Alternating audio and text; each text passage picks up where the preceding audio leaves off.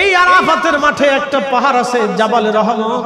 এই জাবালে রহমতে আদম শফিউল্লাহ এসে বসেছিলেন। তিনি যে পাথরের উপরে বসেছিলেন সে পাথর এখনো আছে। মারহাবা বলা যাবে না? এই জাবালে রহমতের সাথে একটা পাথর আছে, এই পাথরে আদম আলাইহিস সালাম বসেছিলেন।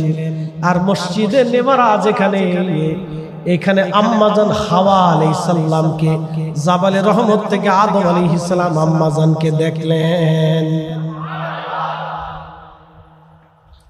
মসজিদে নেমারা, এই মসজিদে বছরে মাত্র একটা খুতবা হয়, আর এখানে যোহর আর আসরের নামাজ এক একামতে এক দুই জামাতে পড়া হয়। আরাফাতের মাঠে একটা মসজিদ, মসজিদে নেমারা বন্ধু, যোহর আর আসরের নামাজ এক একামতে দুই জামাতে পড়া হয়।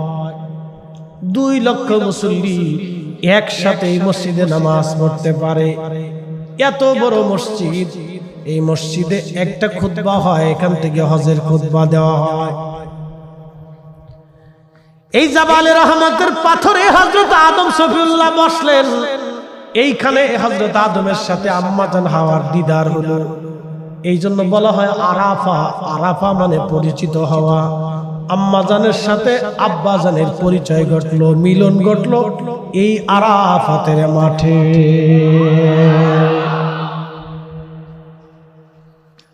এই আরাফাতের মাঠে প্রিয় নবীজি জাবালে রহমতের উপরে উঠাইয়া বিদায় হজের ভাষণ দিলেন। যেদিন 1.25 লক্ষ সাহাবী সামনে, সুবহানাল্লাহ বলা যাবে না? কত লক্ষ সাহাবী? 1.25 লক্ষ সাহাবী নবীজির সামনে বিদায় হজের একটা ভাষণ। এই বিদায় হজের ভাষণে নবীজি বলেছিলেন, তোমরা জুলুম করবা না, তোমরা অন্য মুসলমানের মাল নিজের মতো মনে করবা না, অন্য মুসলমানের সম্মানহানি করবা না, অন্য মুসলমান তোমরা কোনো মানুষকে হত্যা করবা না। কিন্তু আজকে দেখেন মানুষ হত্যা হয়, আজকে দেখেন জুলুম হয়, চাঁদাবাজি হয়, ডাকাতি হয়, খুন খারাপি হয়, এই গ্রাম ওই গ্রাম, এই এলাকা সেই এলাকা দাঙ্গা হয়। আজকে দেখেন অন্যের বাড়ি ঘর আক্রমণ করে, বাড়ি ঘরে আগুন দিয়ে জমি জমা গরু ছাগল চুরি করে নেওয়া হয়। এইগুলি সব হলো জালিমদের কাজ। কথা বলেন না কেন? এ মুসলমান, খুব মনোযোগ দিয়ে কথাগুলি শুনবেন। হাজিরিন, কি বললে যে আপনারা বুঝবেন, কোন ভাষায় ওয়াজ করলে যে আপনারা বুঝবেন আমি জানি না, তারপরও বোঝানোর চেষ্টা করি। ভাই আমার, খুব মনোযোগ দিবেন। এই আরাফাতের মাঠে 1.25 লক্ষ সাহাবী সামনে নিয়ে নবীজি বিদায় হজের ভাষণ দিলেন। আর বললেন, সাহাবীরা রে, আর কখনো তোমাদের সাথে হয়তো আমার এইভাবে দাঁড়ানোর সুযোগ হবে না। তখন আবু বকর বুঝে ফেললেন আর নবীকে আমরা পাবো না। এটাই রাসূলের জীবনের শেষ হজ। ইশারা ইঙ্গিত আবু বকর বুঝে কাঁদতে শুরু করলেন। প্রিয় উপস্থিতি, মনোযোগ দিবেন। ওই জাবালে রহমতে নবীজি দাঁড়াইয়া বিদায় হজের ভাষণ দিলেন। আল্লাহু আকবার। 1.25 লক্ষ সাহাবী ছিল সেই দিন। আরাফাত মাঠের মাঠটা কেন খুশির মাঠ হয়?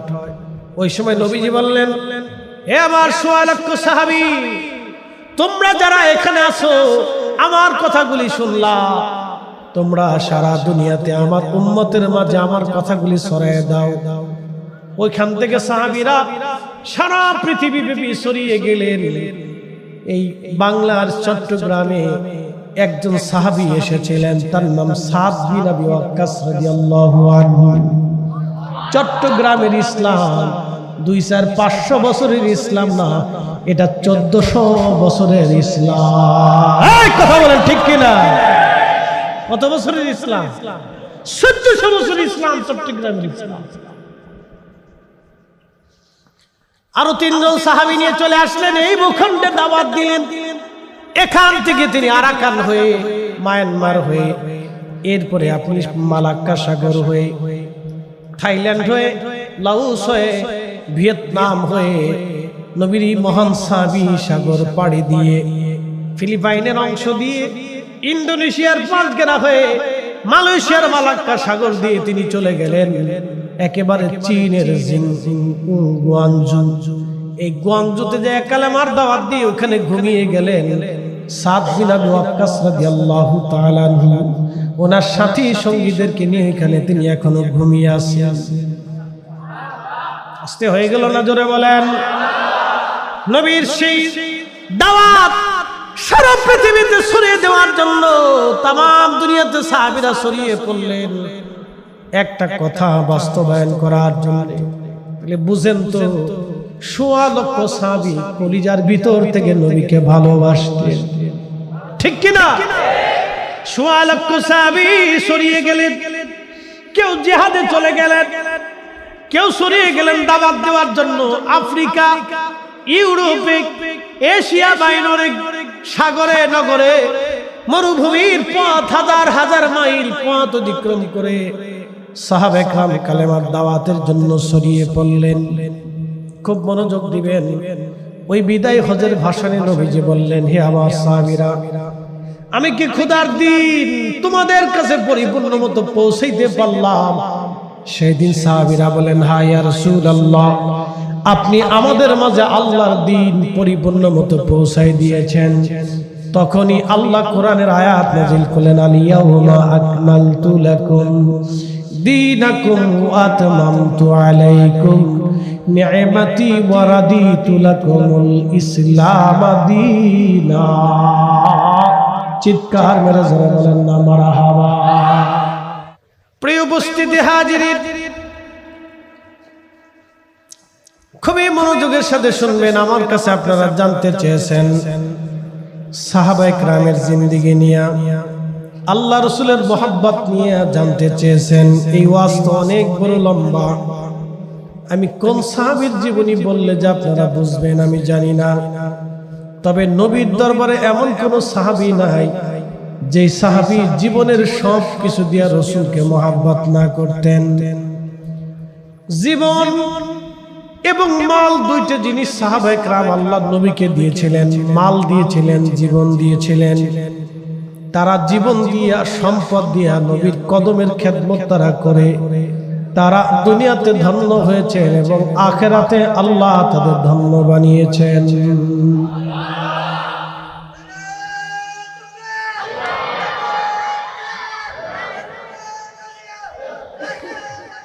রব্বুল আলামিন বললেন, রাদিয়াল্লাহু আনহুম, আমি আল্লাহ তাদের উপরে রাজি, আমি রব্বুল আলামিন তাদের উপরে খুশি হয়ে গেলাম। ওয়ারাদুআন, তারা আমার উপরে খুশি হয়ে গেল। যালিকা লিমান খাশিয়া রাব্বা, এই জন্য আমি আল্লাহ তাদের উপরে খুশি হলাম। তারা আমি আল্লাহকে ভয় করত। সাহাবীরা আল্লাহকে ভয় করত। জোরে বলেন সুবহানাল্লাহ। প্রিয় উপস্থিতি হাজিরিন,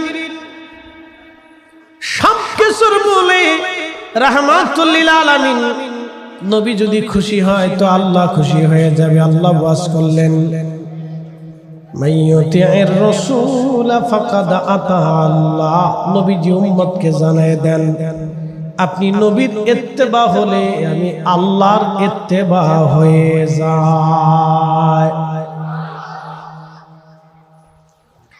প্রিয় উপস্থিতি, রাসূলের দরবারে এমন কোন সাহাবী নাই যে সাহাবী চোখ বুজে নবীকে ইত্তেবা না করতেন, জিন্দেগীর সব দিয়ে নবীকে ভালোবাসতেন। আমি কোন ভাষায় বুঝাইলে যে আপনি বুঝবেন, কোন ভাষায় বললে যে আপনি মানবেন, খুব মনোযোগ দেন যুব সমাজ।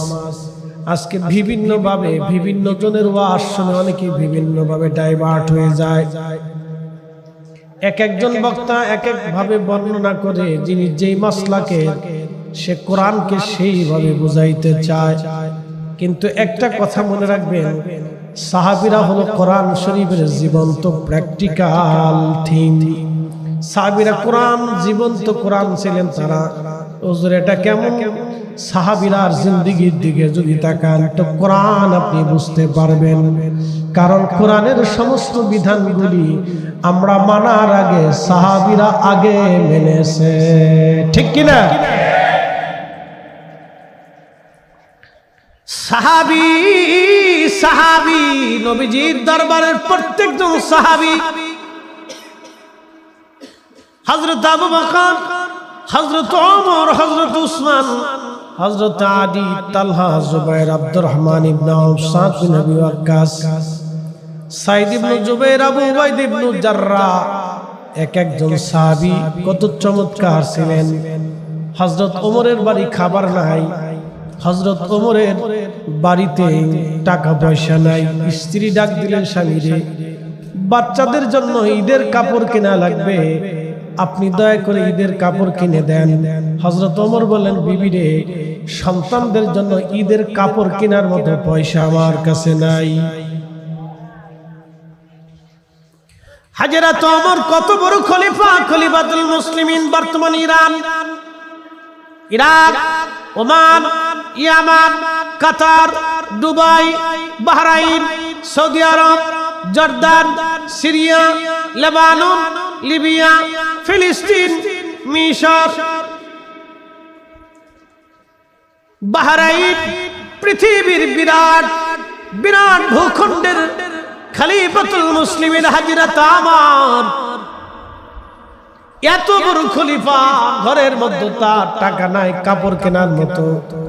স্ত্রী ডাক দিলেন, স্বামী আমার, তাহলে আপনি বাইতুল মাল থেকে, আপনি যে মাসে খলিফা হিসেবে বেতন পান, আগাম বেতন আপনি বাইতুল মাল থেকে নিয়ে আসেন। হযরত ওমর চিঠি পাঠাইলেন। অর্থমন্ত্রী হযরত আবু উবাইদা ইবনে জাররাহ, যিনি দুনিয়া থেকে জান্নাতের সার্টিফিকেট পেয়েছিলেন, এই উপস্থিতি খুব মনোযোগ দিয়ে কথাগুলি শুনবেন বাবা আমার।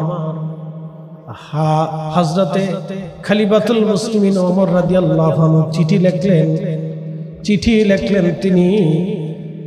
লিখলেন হযরত আবু উবাইদা ইবনে জাররাহ রাদিয়াল্লাহু আনহুর কাছে। তিনি অর্থমন্ত্রী ছিলেন। আবু উবাইদা ইবনে জাররাহর কাছে চিঠি লিখে বললেন, হে আবু উবাইদা, আমি খলিফাতুল মুসলিমিন ওমর, আগামী 1 মাসের বেতন আপনি আমাকে আগাম দিয়ে দেন, কারণ আমার বাচ্চাদের ঈদের কাপড় কেনার, ঈদের খাবার দাবার কেনার মতো পয়সা আমার কাছে নাই। কি বুঝলেন আপনি? এই জন্য খেলাফত কাকে বলে, খলিফাতুল মুসলিমিন কারা? নবীজি বললেন, মালাইকুম বিসুন্নতি, তোমরা আমার সুন্নতকে মেনে চলো। ফালাইকুম বিসুন্নতি, আমার সুন্নত মেনে চলবে। ওয়া সুন্নাতিল খুলাফায়ে রাশিদিন আল মাহদিন, আমার খুলাফায়ে রাশিদ আবু বকর, ওমর, আলী, উসমানের সুন্নাহ মেনে চলবে। একবার জোরে বলা যাবে কি মারহাবা?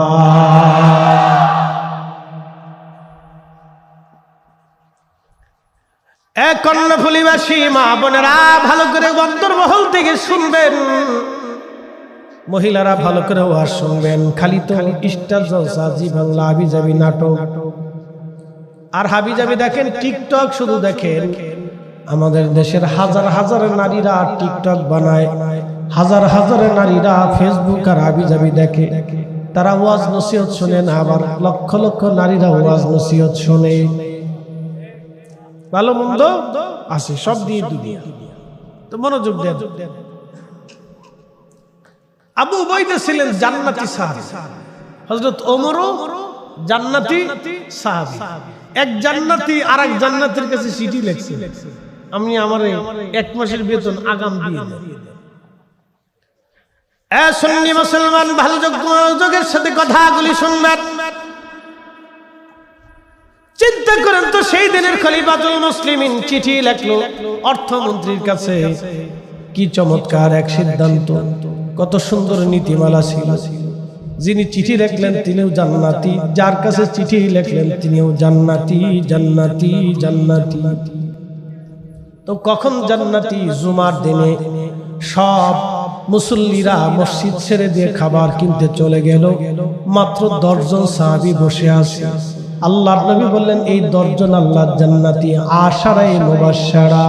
তখনই আল্লাহ কোরআনের আয়াত নাযিল করলেন, ইয়া আইয়ুহাল্লাযীনা আমানু ইযা নুদিয়া লিস-সালাতি মিন ইয়াউমিল জুমআহ।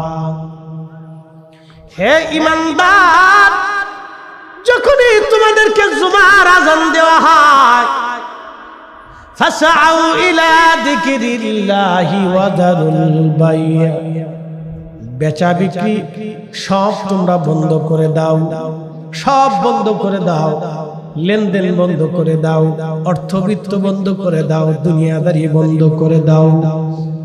আজান দেওয়ার সঙ্গে সঙ্গে তোমরা মসজিদের দিকে ধাবিত হয়ে যাও জুমা আদায় করার জন্য।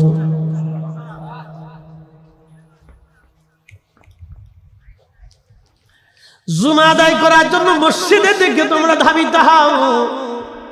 নবীজি বলেন আমার উম্মত 2,24,000 নবী রাসূল দুনিয়াতে গেছে, একজন নবীকেও আল্লাহ জুমা দেয় নাই। একজন নবীকেও আল্লাহ জুমা, একজন নবীকেও আল্লাহ জুমা দেয় নাই। আল্লাহ দয়া করে আমাকে জুমা দিয়েছেন, আমার উম্মতকে আমার আল্লাহ জুমা দিয়েছেন। এই জুমা হলো সাইয়্যিদুল আইয়াম, দিনের সরদার। আমার উম্মত তোমরা শোনো, এই জুমা হচ্ছে মুসলমানের ঈদের দিন, খুশির দিন, ঈদের দিন, খুশির দিন। আপনারা বলেন তো এই ঈদের দিন, জুমা নামক ঈদের দিন আমরা কেন পাইলাম? আমার নবী নামক আমার রাসূল আসার কারণে, এই মিলাদুন নবী হওয়ার কারণে এই জুমা আমরা পাইলাম।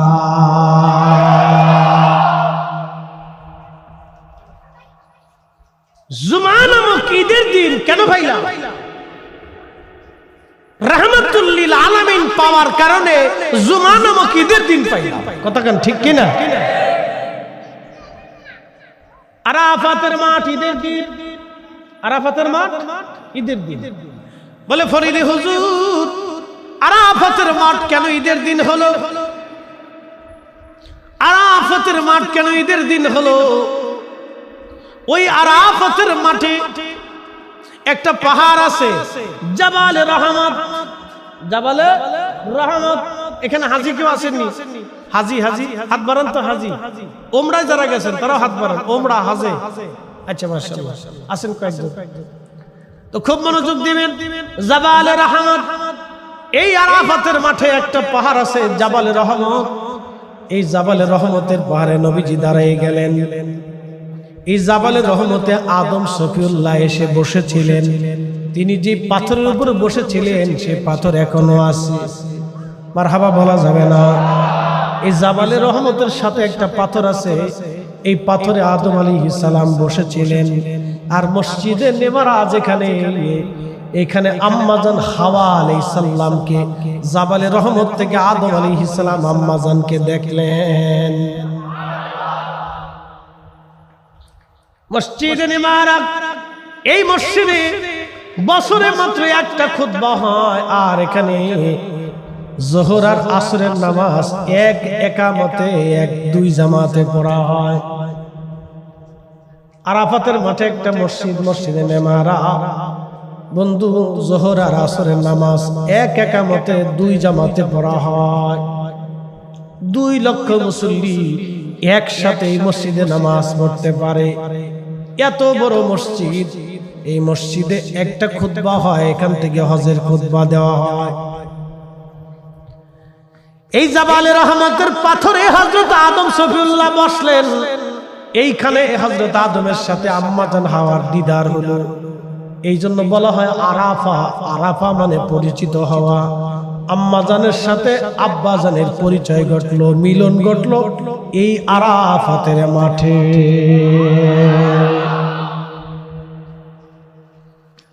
এই আরাফাতের মাঠে প্রিয় নবীজি জাবালে রহমতের উপরে উঠাইয়া বিদায় হজের ভাষণ দিলেন। যে দিন ১৬ লক্ষ সাহাবী সামনে, সুবহানাল্লাহ বলা যাবে না? কত লক্ষ সাহাবী? ১৬ লক্ষ সাহাবী নবীজির সামনে বিদায় হজের একটা ভাষণ। এই বিদায় হজের ভাষণে নবীজি বলেছিলেন তোমরা জুলুম করবা না, তোমরা অন্য মুসলমানের মাল নিজের মতো মনে করবা না, অন্য মুসলমানের সম্মানহানি করবা না, অন্য মুসলমান তোমরা কোনো মানুষকে হত্যা করবা না, কিন্তু আজকে দেখেন মানুষ হত্যা হয়, আজকে দেখেন জুলুম হয়, চাঁদাবাজি হয়, ডাকাতি হয়, খুন খারাপি হয়, এই গ্রাম ওই গ্রাম, এই এলাকা সেই এলাকা দাঙ্গা হয়। আজকে দেখেন অন্যের বাড়ি ঘর আক্রমণ করে, বাড়ি ঘরে আগুন দিয়ে জমি জমা গরু ছাগল চুরি করে নেওয়া হয়। এইগুলি সব হলো জালিমদের কাজ। কথা বলেন না কেন? জালিম কি ভুল শুধু খালি আপনি ওই হিজরাইলে পাইছেন? জালিমে দেশে আছে, কি কথা কর না? সারা দুনিয়া জালিমে ভরে গেছে। এ মুসলমান, খুব মনোযোগ দিয়ে কথাগুলি শুনবেন। হাজিরিন, কি বললে যে আপনারা বুঝবেন, কোন ভাষায় ওয়াজ করলে যে আপনারা বুঝবেন আমি জানি না, তারপরও বোঝানোর চেষ্টা করি। ভাই আমার, খুব মনোযোগ দিবেন। এই আরাফাতের মাঠে ১০০ লক্ষ সাহাবী সামনে নিয়ে নবীজি বিদায় হজের ভাষণ দিলেন আর বললেন, সাহাবীরা রে,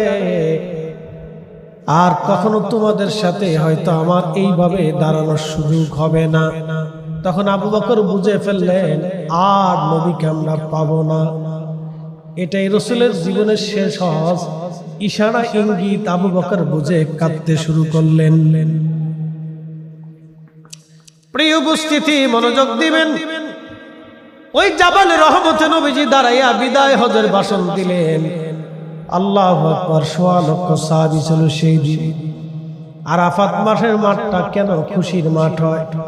ওই সময় নবীজি বললেন, হে আমার ১০০ লক্ষ সাহাবী, তোমরা যারা এখানে আছো, আমার কথাগুলি শুনলা, তোমরা সারা দুনিয়াতে আমার উম্মতের মাঝে আমার কথাগুলি ছড়ায় দাও। ওইখান থেকে সাহাবীরা সারা পৃথিবী ব্যাপী ছড়িয়ে গেলেন। এই বাংলার চট্টগ্রামে একজন সাহাবী এসেছিলেন, তার নাম সাদ বিন আবি ওয়াক্কাস রাদিয়াল্লাহু আনহু। চট্টগ্রামের ইসলাম ২,৫০০ বছরের ইসলাম না, এটা ১৪০০ বছরের ইসলাম। এই কথা বলেন ঠিক কিনা? কত বছরের ইসলাম? ১৪০০ বছরের ইসলাম, চট্টগ্রামের ইসলাম। আরো ৩ জন সাহাবী নিয়ে চলে আসলেন, এই ভূখণ্ডে দাওয়াত দিলেন। এখান থেকে তিনি আরাকান হয়ে, মায়ানমার হয়ে, এরপরে আপনি মালাক্কা সাগর হয়ে, থাইল্যান্ড হয়ে, লাওস হয়ে, ভিয়েতনাম হয়ে, নবীর মহান সাহাবী সাগর পাড়ি দিয়ে, ফিলিপাইনের অংশ দিয়ে, ইন্দোনেশিয়ার পাঁচগেরা হয়ে, মালয়েশিয়ার মালাক্কা সাগর দিয়ে তিনি চলে গেলেন একেবারে চীনের গুয়াংজু। এই গুয়াংজুতে যে কালেমার দাওয়াত দিয়ে ওখানে ঘুমিয়ে গেলেন সাদ বিন আবি ওয়াক্কাস রাদিয়াল্লাহু তাআলা আনহু। ওনার সাথী সঙ্গীদেরকে নিয়ে এখানে তিনি এখনো ঘুমিয়ে আছেন। আসতে হয়ে গেল না? জোরে বলেন। নবীর সেই দাওয়াত সারা পৃথিবীতে ছড়িয়ে দেওয়ার জন্য তামাম দুনিয়াতে সাহাবীরা ছড়িয়ে পড়লেন একটা কথা বাস্তবায়ন করার জন্য। তাহলে বুঝেন তো, ১০০ লক্ষ সাহাবী কলিজার ভিতর থেকে নবীকে ভালোবাসতেন, ঠিক কিনা? ১০০ লক্ষ সাহাবী ছড়িয়ে গেলেন। কেউ জিহাদে চলে গেলেন, কেউ ছড়িয়ে গেলেন দাওয়াত দেওয়ার জন্য আফ্রিকা, ইউরোপে, এশিয়া মাইনরে, সাগরে, নগরে, মরুভূমির পথ, হাজার হাজার মাইল পথ অতিক্রম করে সাহাবে কেরাম কালেমার দাওয়াতের জন্য ছড়িয়ে পড়লেন। খুব মনোযোগ দিবেন। ওই বিদায় হজের ভাষণে নবীজি বললেন, হে আমার সাহাবীরা, আমি কি খোদার দিন তোমাদের কাছে পরিপূর্ণ মতো পৌঁছাইতে পারলাম? সেই দিন সাহাবীরা বলেন, হ্যাঁ ইয়া রাসূলুল্লাহ, আপনি আমাদের মাঝে আল্লাহর দিন পরিপূর্ণ মতো পৌঁছাই দিয়েছেন। তখনই আল্লাহ কোরআনের আয়াত নাযিল করলেন, আল ইয়াউমা আকমালতু লাকুম দীনাকুম ওয়া আতমামতু আলাইকুম নি'মাতি ওয়া রাদিতু লাকুমুল ইসলাম দীনা। চিৎকার মেরে জোরে বলেন না মারহাবা। লা ইলাহা ইল্লাল্লাহ, লা ইলাহা,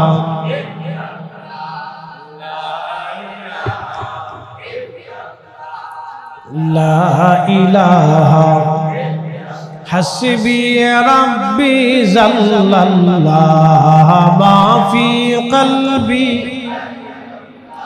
আহা নূর মুহাম্মদ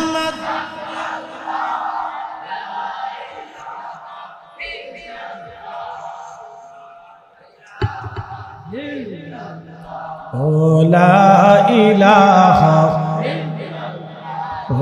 লা ইলাহা আসিয়া বলে আল্লাহ আল্লাহ ফেরাউন দিছে কত জ্বালা আল্লাহ বলেন ও জিবরাইল আল্লাহ বলে ও জিবরাইল খুলো হে জান্নাতের তালা লা ইলাহা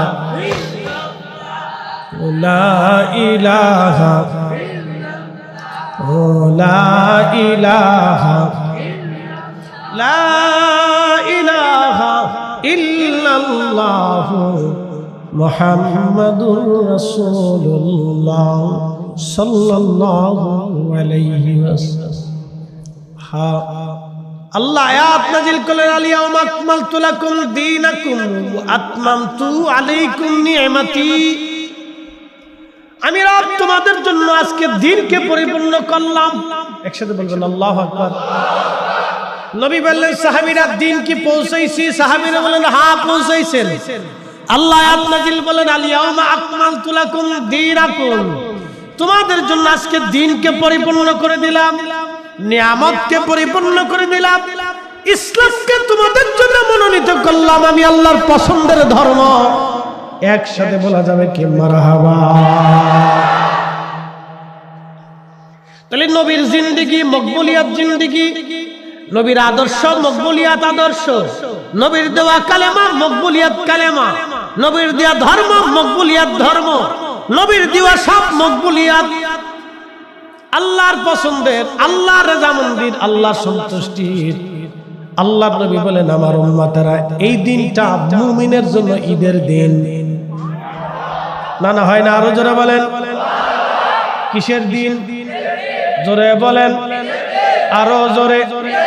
জোর হয় না কেন? কেন ঈদের দিন? এই দিন আরাফাতের মাঠে যখন হাজিরা উপস্থিত হয়, আখা হাজি উপস্থিত হওয়ার কারণে, শুধু আরাফাতের মাঠে উপস্থিত হওয়ার কারণে আমার আল্লাহ হাজির জীবনের গুনাহ সাথে সাথে মাফ করে দেয়। আচ্ছা বলেন তো মাফ করলো কে? যদি ঘোষণা আসে মাফ, তার মানে আরাফাতে গেলে মাফ। মারহাবা কর। খুশি না বেজার? জোরে বলেন, আরো জোরে। জোর হয় না কেন? এই খুশিকে কি বলে? ঈদ বলে। জোরে বলেন কি বলে? ঈদ বলে। এই জন্য রসুল বলেন এটা ঈদের দিন। আচ্ছা আরাফা পাইলাম কার কারণে? আমার নবীর কারণে। তাহলে রসুল হলেন বড় ঈদ। আরো জোরে। নবীর আগমন বড় ঈদ। কথা কিনা? ঠিক কিনা? এই ঈদের কারণে এই ঈদ পাইছি।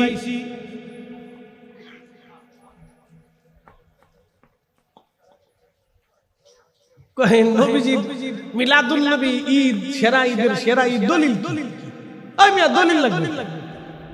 তোমরা হলে কি কুকুরে কামড়াইছে? দলিল লাগবে। তুমি নিজে বুঝো না? আরাফাতের মাঠে উপস্থিত হইলে আল্লাহ মাফ করে দেয়। আরাফাতের মাঠে ঈদের দিন, জুমার দিনে মুসল্লি জুমার নামাজ পড়লে আল্লাহ মাফ করে দেয়। এই জন্য জুমার দিন ঈদের দিন। খোদার মাফ পাইয়া যদি ঈদের দিন হইতে পারে, রসুল ঈদের দিন বানাই দিয়ে গেলেন এই দুইটা দিন ঈদের দিন, তাহলে প্রত্যেক মাসে অন্তত 60টা ঈদ আমাদের আসে। বছরে শুধু জুমার ঈদের দিন আসে 52টা ঈদের দিন। আরাফাতের মাঠে একটা আসে এই 53টা ঈদের দিন। ঈদুল আজহা একটা আসে 54টা ঈদের দিন। ঈদুল ফিতরে একটা আসে 55টা ঈদের দিন। তারপরে কুরবানির দিন ঈদের দিন, তারপরে দিন ঈদের দিন, তারপরে দিন ঈদের দিন। আইয়ামে তাশরিক ছিলেন। ঈদুল আজহাতে যে তাশরিক, তাকবীর দেন আপনারা? তাকবীর দেন না? প্রত্যেক নামাজের পরে 3 বার পড়তে হয় না? মিনিমাম একবার পড়তে হইতো। এটা ওয়াজিব। এটা হলো আইয়ামে তাশরিক। এই দিনগুলো ঈদের দিন। একসাথে করেন না মারহাবা। কিসের দিন? তাহলে কয়টা হলো ঈদ? বছরে ঈদের কোনো শেষ নাই, বহু ঈদ হয়েছে। সবই পাইলাম কার কারণে? রসুলের কারণে, নবীর কারণে। তো রসুলের কারণে যেহেতু ঈদ পাইছি, তো নবীর আগমনে আমি খুশি হব না তো শয়তান খুশি হবে নাকি? আমি তো উম্মত, আমি তো খুশি হব। তো হিন্দু হবে না, বৌদ্ধ হবে না, নাসারা হবে না, তো আমি হব। মাজুসি তো হবে না, খ্রিস্টান হবে না, আমি তো খুশি হব, কারণ আমি নবীর উম্মত, আমি খুশি হব। তো শয়তান খুশি হবে নাকি? তো আমার চাইতে বেশি খুশি নবীর আগমনে আর কেউ হইতে পারে না। এই জন্য রসুলের মিলাদ আমাদের খুশির, আমাদের ঈদের দিন। কথা কন না ঠিক কিনা?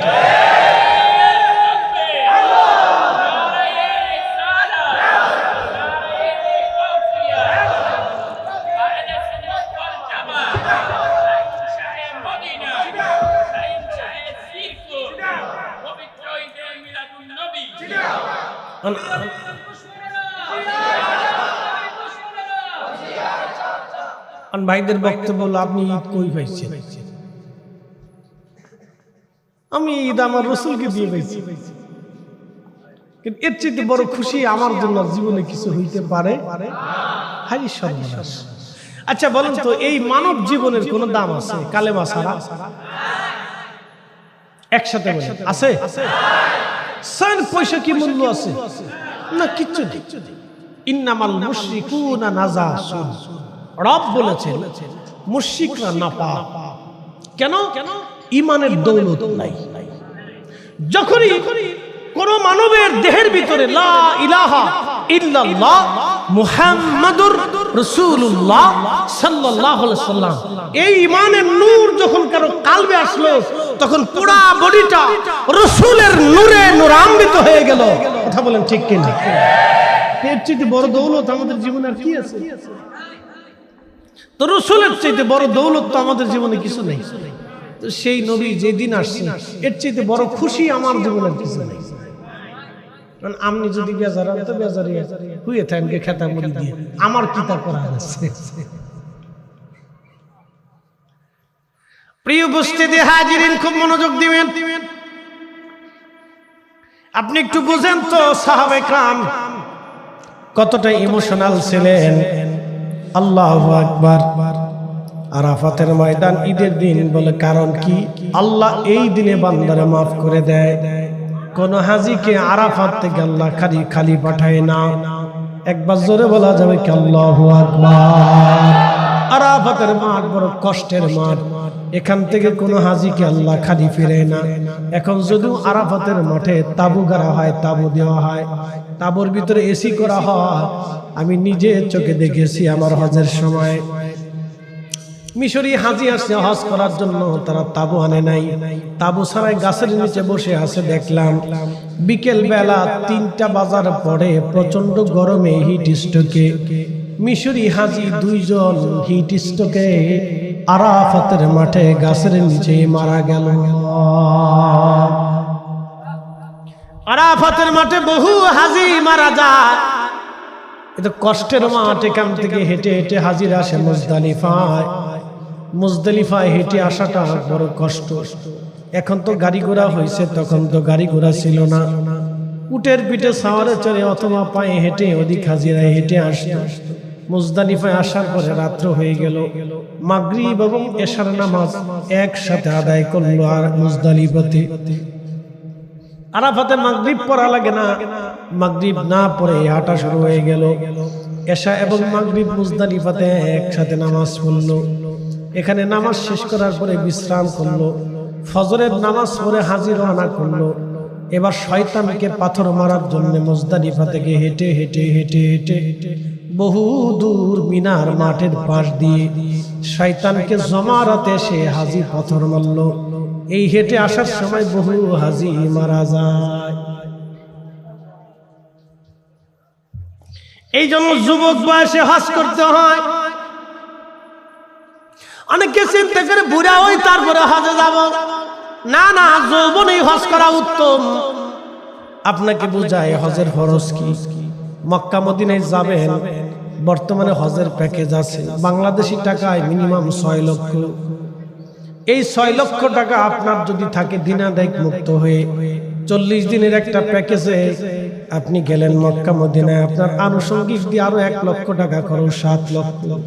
7 লক্ষ টাকা যদি আপনার থাকে এবং আপনার ফ্যামিলির 40 দিনের ভরণ পোষণ যদি থাকে, আপনার যদি কোনো ঋণ না থাকে, তাহলে আপনার উপরে হজ ফরজ। এরকম বহু মানুষের হজ ফরজ হয়ে গেছে, সে নিজেও জানে না। আমার মসজিদের এক মুসল্লি একদিন আমার হাত ধরে বলেন, হুজুর আমার জীবনে বড় আফসোস। আমি বললাম কি? আমার যৌবনকালে যখন অর্থ ছিল আমি হজ করি নাই, এখন বয়স হয়ে গেছে কিন্তু হজের টাকা নাই। হুজুর তখন আমার লক্ষ লক্ষ টাকার ব্যবসা ছিল, কোটি কোটি টাকার মালিক ছিলাম, তখন আমি ইচ্ছা করে হজে যাই নাই, কিন্তু আজকে আমি দরিদ্র হয়ে গেছি, আমার বয়স হয়ে গেছে, হজে যাওয়ার মতো কোনো পয়সা নাই। হুজুর আমি জীবনে অনেক বড় ভুল করছি, আল্লাহ মাফ করবেনি। আমি বললাম ক্ষমা চান, খোদার দরজা মাফের দরজা বন্ধ নাই। আফসোস করলো, হ্যাঁ হুজুর কত বড় ভুল করছি। আমি ওয়াজটা করার পর জুমাতে পরে এসে মাফ চাইতেছি, হুজুর আমার কি মাফ হবে? না, আল্লাহর দরজা খোলা আছে, মাফ চাপ। এই জন্য হজ ফরজ হওয়ার সাথে সাথে হজ করতে হয়, দেরি করা উচিত না। হজ ফরজ হওয়ার সাথে সাথে হজ করবেন, দেরি করবেন না। ও বাবা আমার কর্ণফুলীবাসী, মনোযোগের সাথে কথাগুলি শুনবেন। আরাফাতের মাঠ খুশির দিন, আল্লাহ মাফ করে দেয়। ১.৫ লক্ষ সাহাবী নিয়ে নবীজি হজ করলেন আরাফাতের মাঠে। জাবালে রহমতের উপরে দাঁড়ায় নবী ভাষণ দিলেন। ভাষণ দিয়ে নবীজি সবার মাঝে কালেমার দাওয়াত পৌঁছায় দিয়া বললেন, এই মেসেজগুলি তাম দুনিয়ার উম্মতের মাঝে পৌঁছায় দাও। সাহাবীরা সেই হুকুম নিয়ে তাম দুনিয়াতে সাহাবীরা ছড়িয়ে পড়লেন। সাহাবীদের প্রেমের গল্প আপনাদেরকে শুনাইলাম। আহা কিভাবে বললে যে আপনি বুঝবেন এটা সাহাবীদের প্রেম। সাহাবী চলে গেল, 10 জন বসে আছে, খোদার চিন্তা তারা করে নাই, সন্তানের মায়া করে নাই। 7 দিন পর্যন্ত নিজে ক্ষুধার্ত, নিজের পরিবার ক্ষুধার্ত, বাচ্চারা না খাওয়া, ঘরের মধ্যে চাল নাই। এই 10 জন সাহাবী দুনিয়া আর চিন্তা করে নাই। আমার রসুলের কদম দরবার তারা ছেড়ে দেয় নাই। আমার নবীর সামনে জুমার দিনে তারা বসে আছে, সবাই চলে গেল, 10 জন বসে আছে, 10 জন যায় নাই। ঠিক তখনই আমার নবী খুতবা শেষ করে বললেন, এই 10 জন আশারায়ে মুবাশশারা, এরা আল্লাহর জান্নাতি জান্নাতি জান্নাতি। চিৎকার মেরে জোরে বলেন না মারহাবা। আল্লাহ বলেন, কুল ইন কুনতুম তুহিব্বুনাল্লাহা ফাত্তাবিউনি ইউহিব্বুকুমুল্লাহ ويغفر لكم ذنوبكم الله غفور رحيم। প্রেম যদি শিখবি রে মন, প্রেম যদি করবি রে মন, ওরে সব ছেড়ে চল মদিনায়। আমার প্রেমের রাসূল যেই দেশে ঘুমায়, আমার দয়াল নবী যেই দেশে ঘুমায়। দেখলে ছবি পাগল হবি, কাঁদবি বসে নিরালায়। ওরে দেখলে ছবি পাগল হবি, কাঁদবি বসে নিরালায়। আমার দয়াল নবী যেই দেশে ঘুমায়। প্রেম যদি করবি রে মন, প্রেম যদি শিখবি রে মন, সব ছেড়ে চল মদিনায়। আমার প্রেমের রাসূল যেই দেশে ঘুমায়, আমার নূরের নবী যেই দেশে ঘুমায়। কর্ণফুলীবাসী,